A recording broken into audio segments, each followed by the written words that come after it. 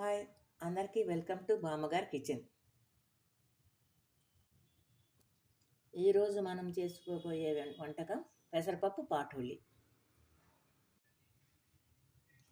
పాటోలికి కావాల్సిన పదార్థాలు: పెసరపప్పును 2 గంటలు నానవేసుకొని దానిని మిక్సీ పట్టుకొని దానిలో పచ్చిమిరపకాయ, ఉప్పు వేసుకొని ఇలా ఉంచుకోవాలి.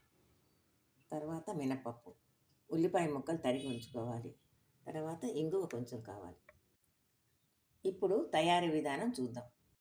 ఇప్పుడు మూకుట్లోకి నూనె వేసుకోవాలి. సిమ్లో పెట్టుకుని స్టవ్లో నూనె వేయాలి. తర్వాత కొంచెం మినపప్పు వేయాలి.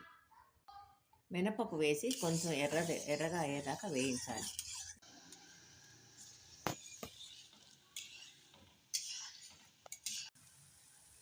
ఉల్లిపాయ ముక్కలు తరిగి వేసి ఇలా వేయించుకోవాలి. ఇప్పుడు కొంచెం ఇంగువ వేయాలి. ఇప్పుడు వేగుతున్న ఉల్లిపాయల్లో ఈ మిశ్రమాన్ని వేయాలి. వేసి బాగా కలపాలి. వేగుతున్న ఉల్లిపాయల్లో మిశ్రమాన్ని కలుపుతున్నాను. ఇది కూడా ఎక్కువ జారు కాకుండా జాగ్రత్తగా చక్కగా చేసుకోవాలి. ఇలా రుబ్బుకోవాలి.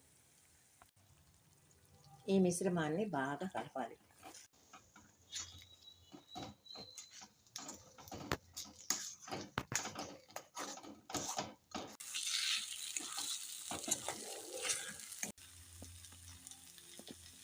ఇలా బాగా కలిపాక పాటోలి రెడీ అయిపోయింది. చూసారా? ఇక మనం భోజనంలో కానీ రోటీస్లో కానీ వేసుకొని తినచ్చు. తర్వాత ఇది కొంచెం కొత్తిమీర వేసుకొని మనం చాట్లాగా కూడా తినచ్చు. ఇలా కొత్తిమీరతో గార్నిష్ చేసుకొని ఇంకా సర్వ్ చేసుకోవడమే. ముఖ్యంగా ఇంట్లో కూరలు లేని సమయంలో మనకి ఇది ఉపయోగపడుతుంది. పెసరపప్పే కాదు, ఇది పచ్చిశనగపప్పుతో కూడా నానవేసి చేసుకోవచ్చు. మీకు ఈ వంటకం నచ్చినట్లయితే బామ్మగారి కిచెన్కి సబ్స్క్రైబ్ చేసుకోండి.